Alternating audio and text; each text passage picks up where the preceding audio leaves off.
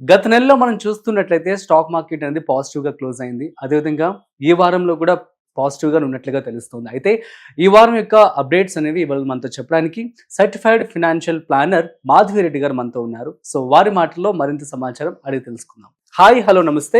Welcome to Suman TV. నేను మీ Rajiv Pasupuleti. So hi ma'am, నమస్తే. నమస్తే. ఎలా ఉన్నారు? యా గుడ్ అండి. Yeah. So ma'am, last month stock market చాలా పాజిటివ్‌గా క్లోజ్ అయింది.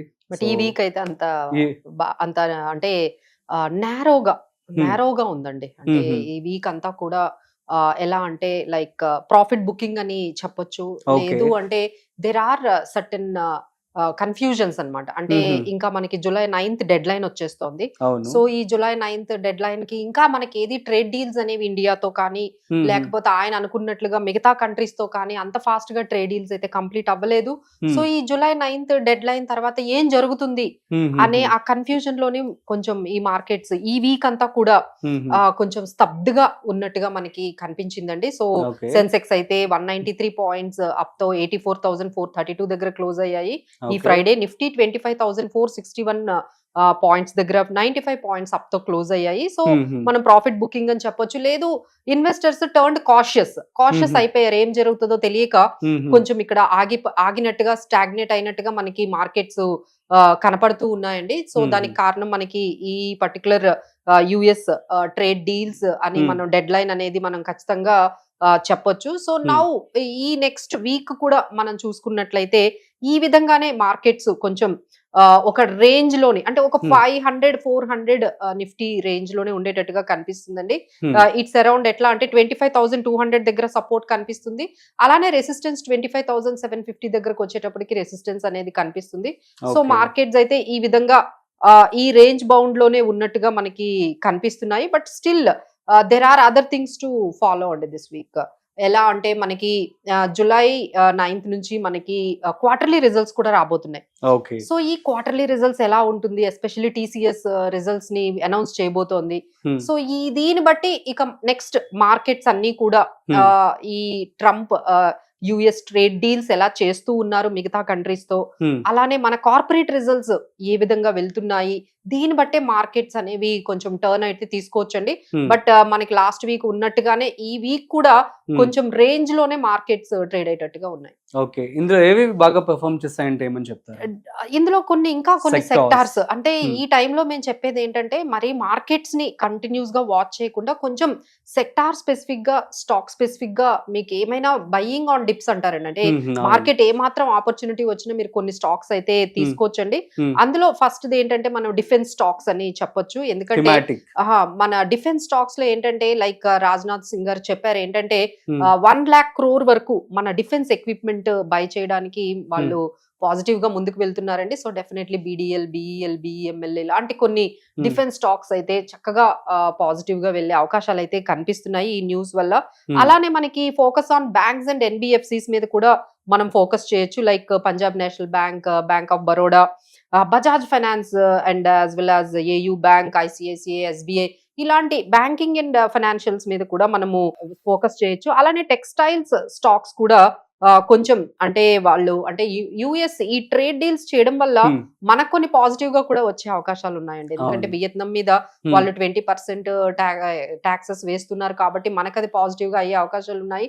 So textiles we can make it as a positive moves అయితే చూడొచ్చు. అలానే Hmm. పేపర్ స్టాక్స్ కూడా ఇండోనేషియా మీద యాంటీ డంపింగ్ స్టాక్స్ వేయడం వల్ల మన దగ్గర ఆంధ్ర పేపర్, జేకే పేపర్ ఇలాంటి పేపర్ స్టాక్స్ కూడా కొంచెం ఫాస్ట్ గానే మూవ్ అవుతున్నాయండి. అలానే మనకి ఆటో సెక్టార్ కానీ లేకపోతే ఐటీ సెక్టార్స్ కూడా ఈ ట్రేడ్ డీల్స్ వల్ల మనకి అంటే ఫార్మా సెక్టార్స్ లో మ్మ్. ఇంకా ట్రేడ్ డీల్ అయితే రాలేదండి. So Mhm. Still it is going on the continuous గా వాళ్ళు మాట్లాడుతూనే ఉన్నారు. నెగోషియేషన్స్ ఉన్నాయి. మ్మ్. మన వైపు నుంచి కూడా మన గవర్నమెంట్ ఏం చెప్తుందంటే వీఆర్ నాట్ ఇన్ హరీ.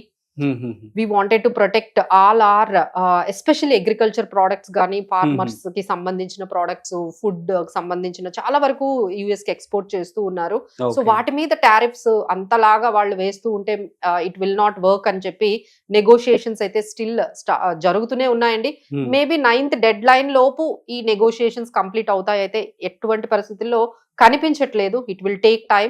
ఆయన అన్నట్లుగా అసలు ఇప్పటికీ ఒక్క కంట్రీతోనే కంప్లీట్ చేశారండి. సో దట్ ఈస్ వియత్నాం తో ఫైనల్ గా ఆయన ఒక ట్రేడ్ డీల్ అయితే కంప్లీట్ చేశారు.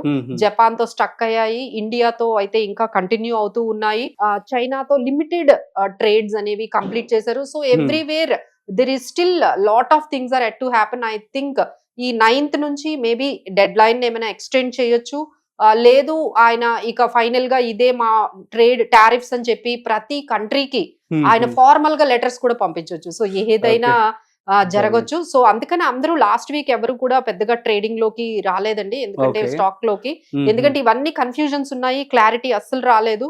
So now will see as when as the clarity comes. So markets అయితే కొంచెం దీన్ని బట్టి, ఈ న్యూస్ బట్టి కొంచెం ఫార్వర్డ్ అవుతాయి. బట్ ఈ స్టాక్ స్పెసిఫిక్ గా మనం ఏవైతే చెప్పామో ఆ స్టాక్ స్పెసిఫిక్ గా ముందుకు వెళ్తే సరిపోతుందండి. అలానే జిఎస్టీ కౌన్సిల్ నుంచి కూడా very good information is coming. ఎట్లా అంటే వాళ్ళు చాలా, అంటే ఇప్పుడు ఎస్పెషల్లీ మిడిల్ క్లాస్ వాళ్ళు యూజ్ చేసే ప్రోడక్ట్స్ మీద జిఎస్టీ అనేది ఒక 12% ఏవైతే ఉన్నాయో అక్కడ నుంచి 5% వరకు తీసుకొద్దాము. లైక్ ఈ చాలా అండి, టూత్ పేస్ట్ల దగ్గర నుంచి ఫుట్ వేర్ వరకు, బట్టల దగ్గర నుంచి గార్మెంట్స్ దగ్గర నుంచి, ఇలా చాలా ఏవైతే especially middle class people use చేస్తూ ఉన్నారో వాళ్ళు చాలా ఇబ్బంది పడుతున్నారు. ఐరన్ బాక్సెస్, ఇలా సో మెనీ థింగ్స్ అండి, చాలా వాళ్ళు ఇందులో పెట్టారు. సో మేబీ ఆ న్యూస్ వస్తే ఇంకొంచెం కన్సంప్షన్ ఏమైనా పెరగొచ్చు. So all the news are pending.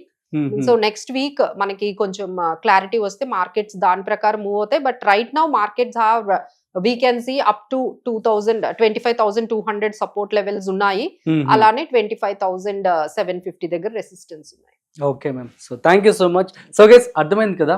So మీ అందరికీ ఏమైనా డౌట్స్ కనుక ఉన్నట్లయితే సో కింద స్క్రోల్ అవుతున్నటువంటి నెంబర్కి కాల్ చేసి మీ యొక్క డౌట్స్ని క్లారిఫికేషన్ చేసుకోవచ్చు. మాధవిరెడ్డి గారు మీ డౌట్స్ని క్లియర్ చేస్తారు. That's it. సో మరొక ఇంట్రెస్టింగ్ కాంటెంట్తో మళ్ళీ కలుద్దాం. అంతవరకు చూస్తూనే ఉండండి Suman TV. This is Rajeev signing of.